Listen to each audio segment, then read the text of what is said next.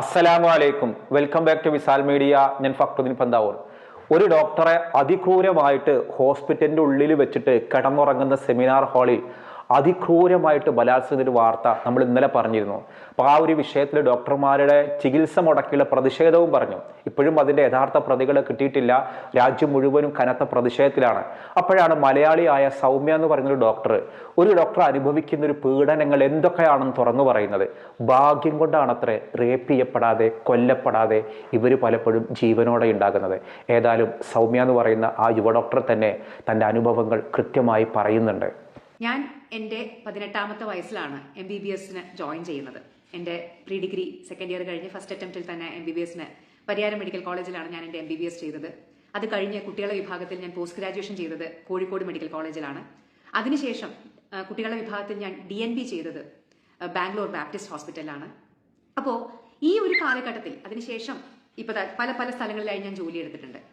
അപ്പോൾ ഈ ഒരു കാലഘട്ടത്തിൽ, പ്രത്യേകിച്ച് പഠന കാലഘട്ടത്തിൽ, ഇപ്പോൾ ഇതൊരു PG ഡോക്ടറാണ്, PGക്ക് പഠിച്ചിരുന്ന ഒരു കുട്ടിയാണ്, വിദ്യാർത്ഥിനിയാണ്. എൻ്റെയൊക്കെ MBBS കാലഘട്ടവും PG കാലഘട്ടവും ഒക്കെ ഞാൻ ആലോചിക്കുകയായിരുന്നു, എന്തോ ഒരു ഭാഗ്യം കൊണ്ടായിരിക്കണം നമ്മളൊക്കെ, ഞാനടക്കമുള്ള വനിതാ ഡോക്ടർമാർ പീഡിപ്പിക്കപ്പെടാതെയും അല്ലെങ്കിൽ കൊല ചെയ്യപ്പെടാതെയും ഒക്കെ ഇന്നിപ്പോൾ നിങ്ങളുടെ മുമ്പിൽ ഇങ്ങനെ ഇരുന്ന് സംസാരിക്കുന്നത്. നിങ്ങൾക്ക് ചിലപ്പോൾ ഞാൻ പറയുമ്പോൾ ഞാൻ ഭയങ്കരമായിട്ട് ഇതിനെ എക്സാജറേറ്റ് ചെയ്ത് പറയുകയാണ്, അല്ലെങ്കിൽ ഞാൻ വളരെ ആലങ്കാരികമായിട്ട് പറയുകയാണെന്നൊക്കെ തോന്നുമായിരിക്കും. പക്ഷേ ഞാൻ അനുഭവിച്ച കുറച്ച് കാര്യങ്ങൾ, എൻ്റെ ജീവിതത്തിൽ ഞാൻ നേരിട്ട് അനുഭവിച്ച കുറച്ച് കാര്യങ്ങളെങ്കിലും നിങ്ങളോട് പറയണമെന്ന് തോന്നി. കാരണം ഒരു ലേഡി ഡോക്ടർ ഇപ്പം ഞാൻ ഇന്നീ കാണുന്ന ഈ കസേരയിൽ ഇരിക്കണമെന്നുണ്ടെങ്കിൽ ഞങ്ങൾ വരുന്ന വഴി എത്രത്തോളം കഠിനമാണ് എന്നുള്ളത് നിങ്ങൾ ഓരോരുത്തരും ഒന്ന് മനസ്സിലാക്കണം. അപ്പോൾ മാത്രമാണ് സത്യത്തിൽ ഈ പ്രതിഷേധങ്ങൾക്കും അല്ലെങ്കിൽ ഈ പണിമുടക്കുകൾക്ക് പിന്നിലുള്ള ചേതോവികാരം നിങ്ങൾക്ക് മനസ്സിലാവുകയുള്ളൂ. ഞാൻ പറഞ്ഞില്ലേ, ഞാൻ MBBS ജോയിൻ ചെയ്തത് 18 വയസ്സിലാണ്. അപ്പോൾ 3ാമത്തെ വർഷമൊക്കെ ആകുമ്പോൾ 4ാമത്തെ വർഷം ആകുമ്പോൾ ഞങ്ങൾക്ക് ക്ലിനിക്സിൽ ആയിരിക്കും. അതായത് ഞങ്ങൾ നേരിട്ട് ക്ലിനിക്കിൽ പോയി അവിടെയുള്ള ഡോക്ടർമാരുടെ കൂടെ നിന്ന് പേഷ്യൻസിനെ നേരിട്ട് കണ്ട് പഠിക്കുന്ന ഒരവസ്ഥയാണ് 3ാമത്തെ വർഷം മുതൽ. പിന്നെ അങ്ങോട്ട് ഫുൾ ആദ്യത്തെ 1 വർഷം 1.5 വർഷം മാത്രമേ ഞങ്ങൾക്ക് ലെക്ചർ ക്ലാസ്സുകളും തിയറി ക്ലാസ്സുകളും ഉള്ളൂ, ബാക്കിയൊക്കെ പ്രാക്ടിക്കലാണ്. അതിനുശേഷം ഞങ്ങൾ പണിയെടുക്കേണ്ടത് കാഷ്വാലിറ്റികളിലും വാർഡുകളിലും ഓപ്പറേഷൻ തിയേറ്ററുകളിലും, അങ്ങനെ ഒരു ആശുപത്രിയിൽ എന്തൊക്കെയുണ്ടോ അവിടെ മുഴുവൻ ഞങ്ങൾ പണിയെടുക്കണം. അപ്പോൾ കാഷ്വാലിറ്റിയിലൊക്കെ പണിയെടുക്കുന്ന സമയത്ത് പലപ്പോഴും എല്ലാ നൈറ്റ് ഡ്യൂട്ടികളും സമയമില്ലല്ലോ, ഞങ്ങളുടെ ജോലികൾക്ക് സമയമില്ലല്ലോ. അപ്പോൾ അവിടെയൊക്കെ പണിയെടുക്കുമ്പോൾ പലപ്പോഴും അപകടത്തിൽപ്പെട്ട ആളുകളുമായിട്ടൊക്കെ വരുന്നത് വലിയൊരു ജനക്കൂട്ടായിരിക്കും. അതിൽ പലരും മദ്യപിച്ചിട്ടുണ്ടായിരിക്കും, പലരും ബോധത്തിലൊന്നും ആയിരിക്കില്ല. ഇങ്ങനെയൊക്കെയുള്ള ആളുകളുടെ ഇടയിൽ നിന്ന് പണിയെടുക്കുമ്പോൾ എത്രയോ തവണ നമ്മുടെ പല ശരീരഭാഗങ്ങളിലും ലക്ഷ്യമാക്കി വരുന്ന എത്രയോ കൈകൾ നമുക്ക് തട്ടി മാറ്റേണ്ടി വന്നിട്ടുണ്ട്. പക്ഷേ അതിനപ്പുറം നമുക്കൊന്നും ചെയ്യാൻ പറ്റില്ല. കാരണം ഒരു മോബാണ്, ഒരു ജനക്കൂട്ടാ വരിക. അപ്പോൾ നമുക്ക് സ്വന്തം സുരക്ഷ എത്രത്തോളം അവിടെ നോക്കാൻ പറ്റും എന്നുള്ളത് അത് സത്യത്തിൽ പറഞ്ഞാൽ പേടിയാണ്. അങ്ങനെയൊക്കെ ഒരു അവസ്ഥയിൽ ഇതിപ്പോൾ ഞാൻ മാത്രമല്ല, എന്നെ പോലെയുള്ള എത്രയോ ലേഡി ഡോക്ടർമാർ ഇന്നും കാഷ്വാലിറ്റികളിൽ അനുഭവിച്ചുകൊണ്ടിരിക്കുന്ന അവസ്ഥയാണ് ഞാൻ പറയുന്നത്. നമുക്ക് നമ്മളെ സംരക്ഷിക്കണോ അതോ നമ്മുടെ മുമ്പിൽ നിൽക്കുന്ന അല്ലെങ്കിൽ മുമ്പിൽ കിടക്കുന്ന രോഗിയുടെ കാര്യം നോക്കണോ എന്നുള്ളത് സത്യത്തിൽ പറഞ്ഞു കഴിഞ്ഞാൽ വലിയൊരു ദുരവസ്ഥയാണ്. കാരണം അപ്പോൾ പലർക്കും നമ്മളൊരു പെണ്ണ് മാത്രമാണ്, ഒരു ലേഡി ഡോക്ടർ ഒന്നല്ല, വെറും ഒരു പെണ്ണ്. അപ്പോൾ നമ്മുടെ ശരീരഭാഗങ്ങളെ ലക്ഷ്യമാക്കി വരുന്ന എത്രയോ കൈകൾ തട്ടിമാറ്റി പണിയെടുക്കേണ്ട ഒരു ദുരവസ്ഥ എനിക്കുണ്ടായിട്ടുണ്ട്, അല്ലെങ്കിൽ എൻ്റെ കൂടെയുള്ള എൻ്റെ സഹപ്രവർത്തകർക്കുണ്ടായിട്ടുണ്ട്. ഇന്ന് ഈ ജോലി എടുക്കുന്ന അല്ലെങ്കിൽ ജോലിക്ക് പഠിക്കുന്ന എത്രയോ പെൺകുട്ടികൾ അത് അഭിമുഖീകരിക്കുന്നുണ്ടായിരിക്കും. അതുപോലെ പല പോസ്റ്റിങ്ങുകളും പല PHCകളിൽ, പബ്ലിക് പ്രൈമറി ഹെൽത്ത് സെൻ്ററുകളിൽ, കമ്മ്യൂണിറ്റി ഹെൽത്ത് സെൻ്ററുകളിൽ ഒക്കെ ആയിരിക്കും. അപ്പം നിങ്ങൾക്ക് വളരെ കുറച്ച് ദിവസങ്ങൾക്ക് മുമ്പേ അല്ലേ അങ്ങനെ ഒരു കുട്ടി ഒരു ഹെൽത്ത് സെൻ്ററിൽ വെച്ചിട്ട് കൊല ചെയ്യപ്പെട്ടത്. പല സന്ദർഭങ്ങളിലല്ല, അധിക ശതമാനം കേസുകളിലും ഒരു സെക്യൂരിറ്റിയും ഞങ്ങൾക്ക് ഉണ്ടാവാറില്ല. പലപ്പോഴും പോലീസുകാർ ഇത്തരത്തിൽ മദ്യപന്മാരെ കൊണ്ടുവരും, അല്ലെങ്കിൽ പലരും പേഷ്യൻസ് തന്നെ മുഴുവനായി കുടിച്ച് മുഴുക്കുടിയന്മാരായിരിക്കും കയറി വരുന്നത്. ഇവരൊക്കെ ഞങ്ങൾ നോക്കണം, പരിശോധിക്കണം. ഇവരൊക്കെ നമ്മളോട് എങ്ങനെ മിസ്ബിഹേവ് ചെയ്താലും പലപ്പോഴും സഹിക്കണം. ഒരു തരത്തിലുള്ള ഒരു സെക്യൂരിറ്റി പല സന്ദർഭങ്ങളിലും ഞങ്ങൾക്ക് ഉണ്ടാവാറില്ല. ഇങ്ങനെ എത്രയോ സന്ദർഭങ്ങളിൽ നൈറ്റ് ഡ്യൂട്ടി എടുത്തിട്ടുണ്ട്, പേടിച്ച് നൈറ്റ് ഡ്യൂട്ടി എടുത്തിട്ടുണ്ട്. അപ്പൊ നിങ്ങൾ വിചാരിക്കും ഈ പൊതുജനം മാത്രമാണ് പ്രശ്നക്കാര് എന്ന്. അല്ല, ഞങ്ങളുടെ ഇടയിൽ പണിയെടുക്കുന്ന അല്ലെങ്കിൽ ഞങ്ങളെയൊക്കെ പഠിപ്പിക്കുന്ന പലരും എത്രയോ തവണ നമ്മളോട് മോശമായി പെരുമാറിയിട്ടുണ്ട്. പലപ്പോഴും വെർബലി ആയിരിക്കും, ഫിസിക്കലി അവരൊന്നും ചെയ്യാൻ ധൈര്യപ്പെടുകയായിരിക്കില്ല, പക്ഷെ വെർബലി. എനിക്കിപ്പോഴും ഓർമ്മയുണ്ട്, ഞാൻ MBBS പഠിക്കുന്ന സമയത്ത് സർജറിയിലൊക്കെ ജോലി ചെയ്തിരുന്ന, ഞാൻ പറഞ്ഞല്ലോ ഞങ്ങൾ ഡോക്ടർമാരുടെ കീഴിലാണ് ഞങ്ങൾ സ്റ്റുഡൻസ് ഉണ്ടാവുക. അപ്പോൾ അവിടെയൊക്കെ ജോലി ചെയ്യുന്ന ജൂനിയർ ഡോക്ടേഴ്സ് ഉണ്ടായിരിക്കും, അസിസ്റ്റന്റ് പ്രൊഫസർ എന്നൊക്കെ പറഞ്ഞിട്ട്. എനിക്ക് ഇന്നും അവരുടെയൊക്കെ പേരും മുഖവും ഒക്കെ നല്ല ഓർമ്മയുണ്ട്. ഞാൻ പേരൊന്നും പറയുന്നില്ല. ഇന്നൊക്കെ അവർ പല സ്ഥലത്തും വളരെ വലിയ സർജന്മാരൊക്കെ ആയിട്ട് ജോലി ചെയ്യുന്നുണ്ടായിരിക്കും. ഇവരിൽ പലരും ഒക്കെ നമ്മൾ സർജറി ചെയ്യുന്ന സമയത്ത്, അസിസ്റ്റ് ചെയ്യുന്ന സമയത്ത്, അല്ലെങ്കിൽ നമ്മൾ വാർഡിന് അവരുടെ കൂടെ നിന്ന് പഠിക്കുന്ന സമയത്ത്, റൗണ്ട്സിന് പോകുന്ന സമയത്തൊക്കെ വളരെ മോശമായിട്ടുള്ള ഭാഷയിൽ ഡബിൾ മീനിങ് വെച്ച് ദ്വയാർത്ഥ പ്രയോഗങ്ങളും ഒക്കെ ചെയ്യും. ഞാനടക്കമുള്ള പെൺകുട്ടികൾ എന്താ ചെയ്യുക? ഇതിനെതിരെ ഞങ്ങൾ ആർക്ക് പരാതി കൊടുക്കാനാണ്? ഒന്നും ചെയ്യാൻ പറ്റില്ല. അന്നൊന്നും ഇത്രത്തോളം പൊളിറ്റിക്കൽ കറക്റ്റ്നെസ് ഒന്നും നമുക്ക് അറിയില്ലല്ലോ. ഞാൻ പറയുന്നത് ഞാൻ പഠിച്ചിരുന്ന സമയമാണ്. എനിക്കിന്ന് 40 വയസ്സായി. ഏകദേശം 10-25 കൊല്ലം മുമ്പത്തെ കാര്യം ഞാൻ ഈ പറയുന്നത്. 18 വയസ്സ് മുതൽ ഒരു 23 വയസ്സ് വരെയാണല്ലോ ഞാൻ എൻ്റെ MBBS പഠിച്ചിട്ടുണ്ടാവുക. ഈ സമയത്തൊക്കെ ഞങ്ങളെ പഠിപ്പിക്കുന്ന അധ്യാപകരുടെ കാര്യം പറയുന്നത്. പലരും ഇത്തരത്തിൽ അവരുമായിട്ട് വളരെ അടുത്ത് ഇടപഴകിയിട്ടാണ് ഞങ്ങൾക്ക് ഇതൊക്കെ പഠിക്കേണ്ടത്. ഒരു സർജറി ചെയ്യുമ്പോൾ ഞങ്ങൾ തൊട്ടപ്പുറത്ത് നിന്നിട്ടാണ് ഒരുമിച്ച്, നിങ്ങൾ സിനിമയിലൊക്കെ കണ്ടിട്ടുണ്ടാവില്ല, അത്ര അടുത്തടുത്ത് നിന്നിട്ടൊക്കെ ഞങ്ങൾ അസിസ്റ്റ് ചെയ്യുന്ന സമയത്ത് എനിക്ക് മാത്രമല്ല വളരെ മോശമായ രീതിയിൽ ഇവര് പലരും സംസാരിക്കും, ഡബിൾ മീനിങ് വെച്ചിട്ട് നമ്മളെ കളിയാക്കും, പലതും പറയും. ഇതൊക്കെ കേട്ടും സഹിച്ചും ഒക്കെ നിന്ന് പഠിക്കേണ്ടി വന്നിട്ടുണ്ട്. ഇതേ ഒരു MBBS കാലഘട്ടമാണെങ്കിൽ അത് കഴിഞ്ഞ് ഞാൻ എൻ്റെ PG ചെയ്തത് കോഴിക്കോട് മെഡിക്കൽ കോളേജിലായിരുന്നു. അപ്പോൾ ഞങ്ങൾ PG പോസ്റ്റ് ഗ്രാജുവേഷൻ പഠിക്കാൻ ചെല്ലുന്ന സമയത്ത് ആദ്യമായി ഞങ്ങളെ എല്ലാ സ്ഥലവും കൊണ്ടേ കാണിക്കും. അതായത് ഞങ്ങൾ ജോലി എടുക്കേണ്ടപ്പോൾ ലേബർ വാർഡ്, പ്രസവമുറി, ഓപ്പറേഷൻ തിയേറ്റർ, കുട്ടികളുടെ ICU, അങ്ങനെയുള്ള എല്ലാ സ്ഥലങ്ങളും ഞങ്ങളെ ആദ്യം കൊണ്ടേ കാണിക്കും.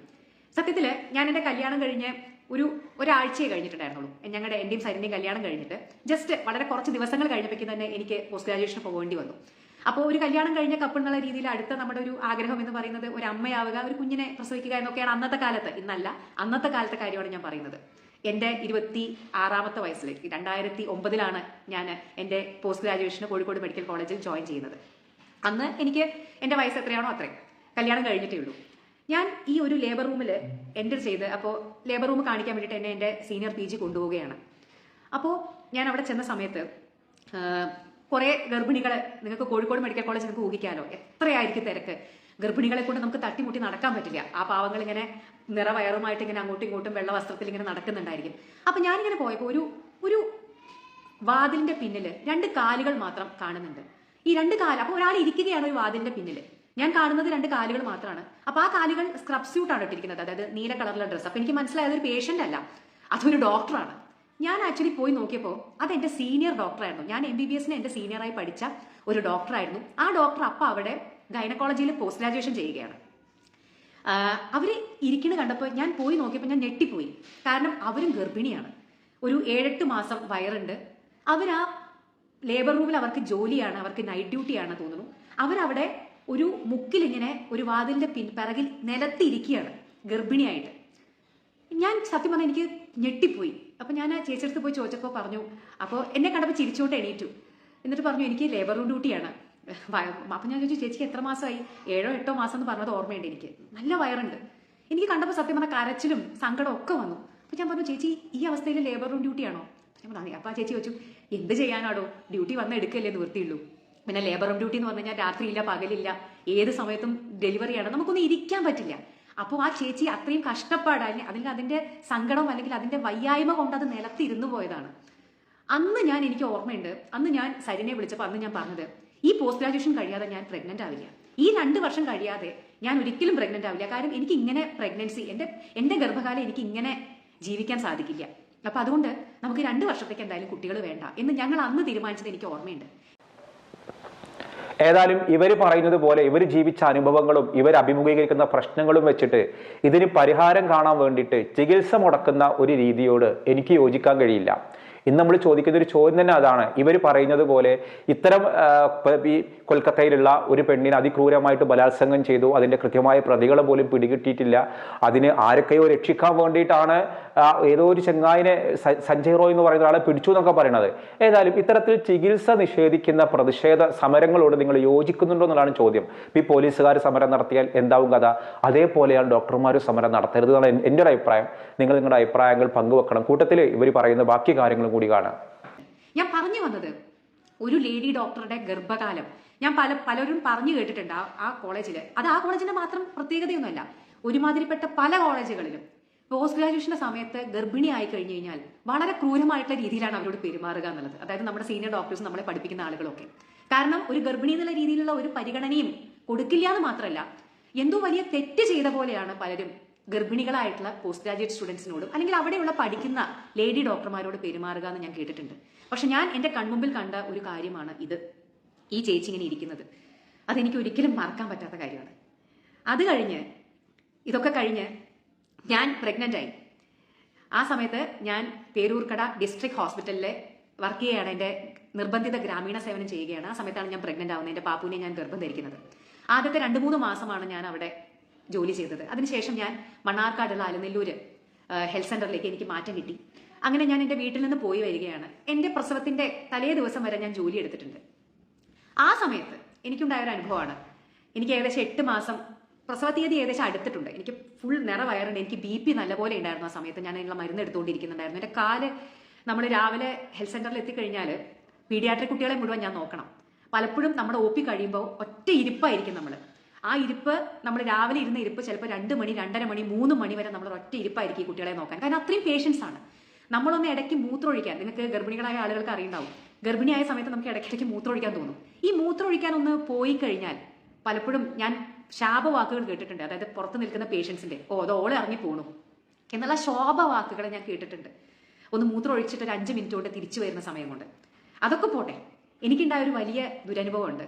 ഞാൻ ഒരു തവണ പേഷ്യൻസിനെയൊക്കെ നോക്കി, പേഷ്യൻ്റൊക്കെ കഴിഞ്ഞു, ഒരു പേഷ്യൻറ്റും പുറത്ത് നിൽക്കുന്നില്ല. എനിക്കാണെങ്കിൽ ഭയങ്കരമായിട്ട് തല ചുറ്റുകയാണ്. എൻ്റെ കാലൊക്കെ നീര് വെച്ച് വല്ല മന്ത് പിടിച്ച പോലെ ആയിട്ടുണ്ട്. ആ സമയത്ത് ഞാൻ കുറച്ച് നേരം ഞാൻ അവിടെ പറഞ്ഞ് എൻ്റെ അവിടെ ഒരു കട്ടിലുണ്ട്. ആ കട്ടിലിൽ എനിക്ക് തല ചുറ്റുന്ന പോലെ തോന്നി. കാര്യം എൻ്റെ ഡേറ്റ് അടുത്തിരിക്കുന്ന സമയം. അപ്പോൾ പലരും ചോദിക്കും ഈ സമയത്ത് എന്തിനാ പണിയെടുക്കാൻ പോയത് എന്നുള്ളത്. അതിനൊന്നും എനിക്ക് ഉത്തരവില്ല. ഞാൻ പണിയെടുക്കാൻ തീരുമാനിച്ചു, പണിയെടുക്കാൻ പോയി. അപ്പോൾ എനിക്ക് പെട്ടെന്ന് ഒന്ന് തല ചുറ്റുന്ന പോലെ തോന്നി. ഞാൻ അവിടെ ഒന്ന് കിടന്നു. അപ്പോൾ ഞാൻ വാതിൽ ഉള്ളിൽ നിന്ന് അടച്ചിട്ടുണ്ടായിരുന്നു, കാര്യം ഞാൻ കിടക്കുന്നത് കൊണ്ട്. അപ്പോൾ എൻ്റെ വാതിൽ ഇങ്ങനെ കുറച്ച് കഴിഞ്ഞപ്പോൾ ഭയങ്കര പടപടോ എന്ന് പറഞ്ഞിട്ടുള്ള മുട്ട് കേട്ടു. ഞാൻ പെട്ടെന്ന് പോയി തുറന്നു. അപ്പോൾ ഒരു പേഷ്യൻ്റ് പുറത്ത് ഒരു കുട്ടിയുമായിട്ട് നിൽക്കുന്നുണ്ട്. അപ്പോൾ എൻ്റെ അടുത്ത് പറഞ്ഞു, ഡോക്ടറെ കുട്ടിയെ കാണിക്കാൻ വന്നതാണ് എന്ന് പറഞ്ഞു. അപ്പോൾ എനിക്കാണെങ്കിൽ സത്യം പറഞ്ഞാൽ തല ചുറ്റുന്നു. എനിക്ക് എന്തൊക്കെയോ ഛർദ്ദിക്കാൻ വരുന്നുണ്ട്, തല ചുറ്റുന്നുണ്ട്. എനിക്ക് എൻ്റെ ആരോഗ്യസ്ഥിതി ശരിയായിരുന്നില്ല. അപ്പം ഞാൻ അവരോട് പറഞ്ഞു, വളരെ മാന്യതയോടുകൂടി പറഞ്ഞു, നോക്കൂ എനിക്ക്. അപ്പം എൻ്റെ അവസ്ഥ അവർക്ക് അറിയാം. ഈ നിറവയറുമായിട്ട് നിൽക്കുന്ന എൻ്റെ അവസ്ഥ അവർ കാണുന്നുണ്ട് മുമ്പിൽ. അപ്പം ഞാൻ പറഞ്ഞു, എനിക്ക് നല്ല സുഖമില്ല, ഒന്ന് അപ്പുറത്തെ ഡോക്ടർമാരുണ്ട്, എത്രയോ ഡോക്ടർമാരുണ്ട്, അപ്പുറത്തെ ഡോക്ടറെ ഒന്ന് കൊണ്ടേ കാണിക്കുമോ, എനിക്ക് നല്ല സുഖമില്ല, ഞാനൊന്ന് കിടക്കുകയായിരുന്നു എന്ന് പറഞ്ഞു. അവരപ്പോൾ അവിടുന്ന് പോയി. ഞാൻ അവിടെ തിരിച്ചു പോയി കിടന്നു. ഒരു 15 മിനിറ്റ് കഴിഞ്ഞപ്പോൾ വീണ്ടും കൊട്ട് കേട്ട് ഞാൻ തുറക്കുമ്പോൾ എൻ്റെ റൂമിൻ്റെ പുറത്ത് വലിയൊരു ആൾക്കൂട്ടത്തെയാണ് ഞാൻ കാണുന്നത്. വലിയൊരു ആൾക്കൂട്ടം. ഈ ആൾ പോയി പുറത്തുനിന്ന് ആരെയൊക്കെയോ വിളിച്ചു കൊണ്ടുവന്ന് ഡോക്ടർ ചികിത്സ നിഷേധിച്ചു എന്ന് പറഞ്ഞ് പുറത്തുനിന്നൊരു വലിയ ആൾക്കൂട്ടത്തെ വിളിച്ചു കൊണ്ടുവന്നിരിക്കുകയാണ്. ഞാൻ സത്യം പറഞ്ഞാൽ ഞെട്ടിപ്പോയി. കാര്യം അവിടെ വേറെ ഡോക്ടർമാരുണ്ട്, ഞാൻ മാത്രമല്ല അവിടുത്തെ ഡോക്ടർ. എനിക്ക് വയ്യാത്തത് കൊണ്ടാണ് ഞാൻ പറഞ്ഞത് അവരോട്. ഞാൻ ചികിത്സ നിഷേധിച്ചതൊന്നുമല്ല. ആ കുഞ്ഞിന് എന്തോ ചെറിയ ജലദോഷ ചുമയായിട്ട് വന്നതാണ്. അപ്പോൾ അപ്പുറത്തെ ഡോക്ടറെ ഒന്ന് കാണിക്കുമോ, അവർ അപ്പുറത്തെ ഡോക്ടറെ കാണിക്കാതെ ഡോക്ടർ ചികിത്സ നിഷേധിച്ചു എന്നും പറഞ്ഞ് വലിയൊരു പ്രശ്നം ഉണ്ടാക്കാൻ വേണ്ടി ആളുകളെ കൊണ്ട് വന്നതാണ്. ഇങ്ങനൊരു അനുഭവവും പിന്നെ അതിന് വലിയൊരു കഥയുണ്ട്. അത് പോട്ടെ, ഞാൻ പറഞ്ഞതാണ്, ഡോക്ടർമാർ അനുഭവിക്കുന്ന അവസ്ഥ ഞാൻ പറഞ്ഞതാണ്. ഇനി ഇതും കഴിഞ്ഞ് ഞാൻ എൻ്റെ അടുത്ത പോസ്റ്റ് ഗ്രാജുവേഷൻ ചെയ്യാൻ വേണ്ടിയിട്ട് ബാംഗ്ലൂർ ബാപ്റ്റിസ്റ്റ് ഹോസ്പിറ്റലിൽ പോയി. അന്ന് എൻ്റെ കുഞ്ഞിന് 1 വയസ്സ് തികഞ്ഞിട്ടില്ല, പാപ്പുവിന്. അവളെ ഞാൻ മുലയൂട്ടുന്ന സമയമാണ്. സത്യത്തിൽ ഞങ്ങളുടെയൊക്കെ ഡ്യൂട്ടി രാവിലെ തുടങ്ങിക്കഴിഞ്ഞാൽ, നിങ്ങൾ അന്ന് നൈറ്റ് ഡ്യൂട്ടി ആണെങ്കിൽ ഇന്ന് രാവിലെ തുടങ്ങിക്കഴിഞ്ഞാൽ നെക്സ്റ്റ് ഡേ വൈകുന്നേരമാണ് നിങ്ങൾക്ക് വരാൻ പറ്റുക. ഇന്ന് രാവിലെ നിങ്ങൾ പോയാൽ അന്നത്തെ നൈറ്റും കഴിഞ്ഞ് നെക്സ്റ്റ് ഡേ വൈകുന്നേരം വരെ പലപ്പോഴും നിങ്ങൾക്ക് ഡ്യൂട്ടി ആയിരിക്കും. കാരണം നിങ്ങൾ പോസ്റ്റ് ഗ്രാജുവേറ്റ് സ്റ്റുഡൻ്റ് ആണ്. അങ്ങനത്തെ അവസ്ഥയിൽ എനിക്ക് എൻ്റെ കുഞ്ഞിനെ മുലയൂട്ടാൻ പറ്റാതെ പലപ്പോഴും ഞാൻ എൻ്റെ വീട് ആശുപത്രിയുടെ നേരെ പിൻഭാഗത്ത് തന്നെയായിരുന്നു. ഒന്ന് ഓടി വരാൻ പറ്റുന്ന ഒരു 5 മിനിറ്റ് ഓടണം. പലപ്പോഴും ഞാനുണ്ടല്ലോ രാത്രിയൊക്കെ ഭക്ഷണം കഴിക്കാൻ ഞങ്ങൾക്കുള്ള സമയമുണ്ടല്ലോ, ആ സമയത്ത് ഞാൻ ഭക്ഷണം കഴിക്കില്ല. ഭക്ഷണം കഴിക്കാൻ കിട്ടുന്ന 10 മിനിറ്റ് ഞാൻ എൻ്റെ വീട്ടിലേക്ക് ഓടും കുഞ്ഞിന് മുലയൂട്ടാൻ വേണ്ടിയിട്ട്. കാരണം അവിടെ കരഞ്ഞിരിക്കുന്നുണ്ടാവും എന്ന് എനിക്കറിയാം. അങ്ങനെ ഞാൻ അവിടെ മുലയൂട്ടിയിട്ട് തിരിച്ച് അതേപോലെ തന്നെ തിരിച്ചോടും. പലപ്പോഴും ഭക്ഷണം കഴിക്കില്ല. കാരണം ഈ ഭക്ഷണം കഴിക്കാൻ തന്ന 10-15 മിനിറ്റാണ് ഞാൻ എൻ്റെ കുഞ്ഞിനെ മുലയൂട്ടാൻ വേണ്ടി പോകുന്നത്. തിരിച്ചോടി വരും. അങ്ങനെ ഒരു തവണ ഭക്ഷണം കഴിക്കാൻ വേണ്ടി ഉള്ള സമയത്ത് ഞാൻ ഭക്ഷണം കഴിക്കാതെ വീട്ടിലേക്ക് ഓടി തിരിച്ചു വന്നപ്പോൾ എൻ്റെ സീനിയർ ഒരു ഡോക്ടർ അവിടെ നിൽക്കുന്നുണ്ടായിരുന്നു. അപ്പം ഞാൻ തിരിച്ചു ഓടി വരുന്നത് കണ്ടു. അപ്പോൾ എവിടെ നിന്നാണ് വരുന്നത് ചോദിച്ചപ്പോൾ ഞാൻ പറഞ്ഞു, മോളെ മുലയൂട്ടാൻ വേണ്ടി പോയതാണ് വീട്ടിൽ എന്ന് പറഞ്ഞു. നെക്സ്റ്റ് ഡേ അത് വലിയൊരു പ്രശ്നമായി. കാരണം ഞാൻ ഡ്യൂട്ടി സമയത്ത് എനിക്ക് ഭക്ഷണം കഴിക്കാനുള്ള സമയമാണെന്ന് ആലോചിക്കണം. ഞാൻ എക്സ്ട്രാ ഡ്യൂട്ടി ടൈം എടുത്തിട്ടൊന്നുമല്ല മോളുടെ അടുത്ത് പോകുന്നത്. ഭക്ഷണം കഴിക്കാനുള്ള 10 മിനിറ്റ് അവിടെ വേറെ ഡോക്ടർ ഡ്യൂട്ടിയിലുണ്ട്. നമുക്ക് 10 മിനിറ്റോ 15 മിനിറ്റോ ഭക്ഷണം കഴിക്കാൻ തന്ന സമയമാണ്. പക്ഷേ ഞാൻ കുട്ടിയെ മുലയൂട്ടാൻ പോയി എന്ന് പറഞ്ഞിട്ട് അത് അവിടെ വലിയൊരു പ്രശ്നമാവുകയും എന്നെ വിളിച്ച് വളരെ മോശമായ രീതിയിൽ ചീത്ത പറഞ്ഞു. എന്നിട്ട് എൻ്റെ അടുത്ത് പറഞ്ഞത് എനിക്കിപ്പോഴും ഓർമ്മയുണ്ട്. ഈ പറയുന്നത് ആരാണ്? കുട്ടികളുടെ ഡോക്ടർമാരാണെന്നൊക്കെ ആലോചിക്കണം. നമ്മൾ അമ്മമാരോട് പറയുന്നതാണ്, നിങ്ങൾ കുട്ടികളെ 2 വയസ്സ് വരെ മുലയൂട്ടണം, കുട്ടികളെ അങ്ങനെ നോക്കണം ഇങ്ങനെ നോക്കണം. പക്ഷേ സ്വന്തം കുട്ടിയെ മുലയൂട്ടാൻ പോയപ്പോൾ എനിക്ക് കിട്ടിയ അനുഭവം, എന്നോട് പറഞ്ഞത്, കുട്ടിയൊക്കെ ഉണ്ടെന്നുണ്ടെങ്കിൽ ഇതൊക്കെ കഴിഞ്ഞിട്ട് മതിയായിരുന്നില്ലേ പോസ്റ്റ് ഗ്രാജുവേഷൻ ചെയ്യുക എന്ന് എന്നോട് അവർ ചോദിച്ചു. ഇത് ചോദിച്ചതും സ്ത്രീകളാണ്. കുട്ടിയൊക്കെ ഉണ്ടായിരുന്നെങ്കിൽ ഇതൊക്കെ കഴിഞ്ഞിട്ട് മതിയായിരുന്നില്ലേ മുലയൂട്ടലും, ഇതൊക്കെ കഴിഞ്ഞിട്ട് മതിയായിരുന്നില്ലേ പോസ്റ്റ് ഗ്രാജുവേഷൻ ചെയ്യാൻ വരിക, ആരും ഇങ്ങോട്ട് ക്ഷണിച്ചില്ലല്ലോ ഇങ്ങനെ ഒരു അവസ്ഥയിൽ വന്ന് പണിയെടുക്കാൻ എന്ന് എന്നോട് ചോദിച്ചു. ഇതൊക്കെ കുറച്ച് കഥകൾ മാത്രമാണ്. ഇതിൻ്റെയൊക്കെ 10 ഇരട്ടി കഥകൾ പറയാൻ പല ലേഡി ഡോക്ടർമാർക്കും ഉണ്ടാവും, എന്നേക്കാൾ അനുഭവിച്ചവരുണ്ടാവും, അല്ലെങ്കിൽ ഞാൻ ഇതിനേക്കാൾ കൂടുതൽ അനുഭവിച്ചിട്ടുണ്ട്. ഇപ്പം നിങ്ങളോട് വളരെ കുറച്ചല്ലേ എനിക്ക് പറയാൻ പറ്റൂ. ഞാൻ എൻ്റെ ചെറിയ കാലയളവിൽ അനുഭവിച്ച എൻ്റെ അവസ്ഥയാണ്. ഞാൻ എൻ്റെ MBBS കാലഘട്ടത്തിൽ അനുഭവിച്ചത്, എൻ്റെ PG കാലഘട്ടത്തിൽ കണ്ടത്, അനുഭവിച്ചത്. അത് കഴിഞ്ഞ് ഞാൻ ഡോക്ടറായതിനു ശേഷവും ഇത്രയൊന്നും അനുഭവിക്കേണ്ടി വന്നിട്ടില്ല. കാര്യം നമുക്ക് കുറച്ചുകൂടി അപ്പോഴൊക്കെ നമ്മൾ കുറച്ചുകൂടി ശക്തരായി ഈ പറയുന്ന അനുഭവങ്ങളിലൂടെയൊക്കെ കടന്നു പോയിട്ട് കുറച്ചുകൂടിയൊക്കെ നമ്മൾ ശക്തരായി ആ സമയമാകുമ്പോഴേക്കും.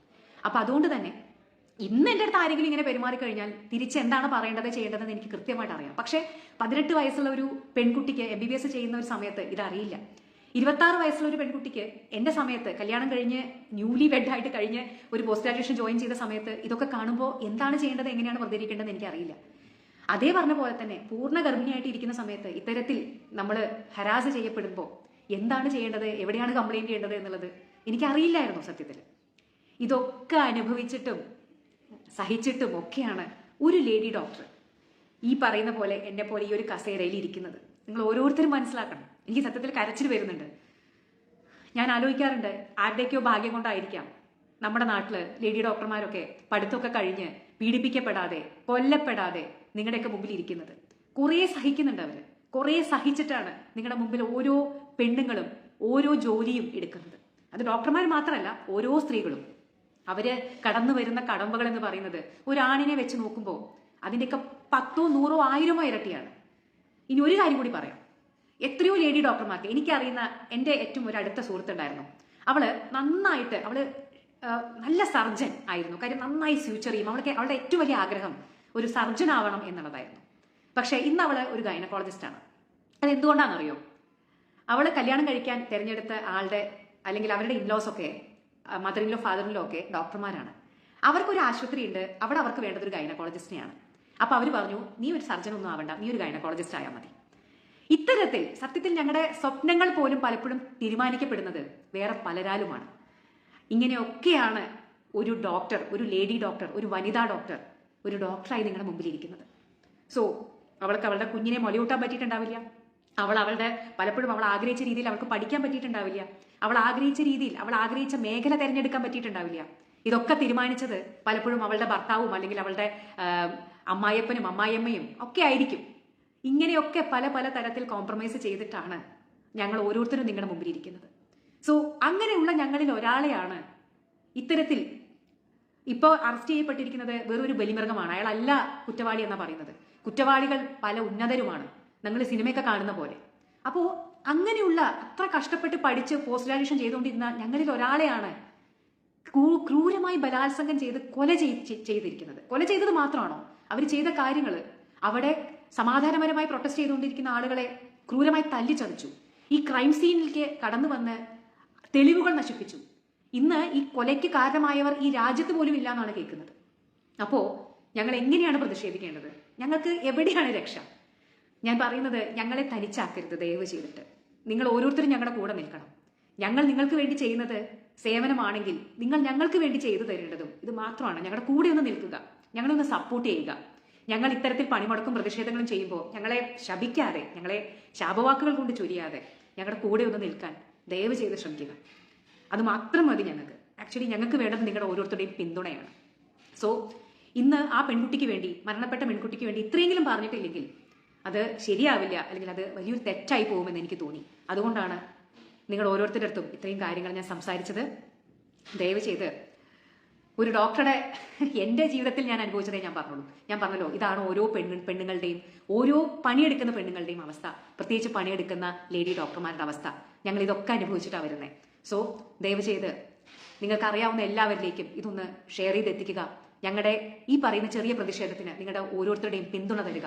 ഇനിയെങ്കിലും ഡോക്ടർമാരെന്നുള്ളതല്ല, പണിയെടുക്കുന്ന ഒരു പെണ്ണുങ്ങളും ഇത്തരത്തിലൊരു അവസ്ഥയിലൂടെ കടന്നു പോവാതിരിക്കണമെന്നുണ്ടെങ്കിൽ നമ്മൾ ഓരോരുത്തരും അതിനെതിരെ ശബ്ദമുയർത്തണം. ദയവ് ചെയ്തിട്ട് മാക്സിമം പേരിലേക്ക് എത്തിക്കണം.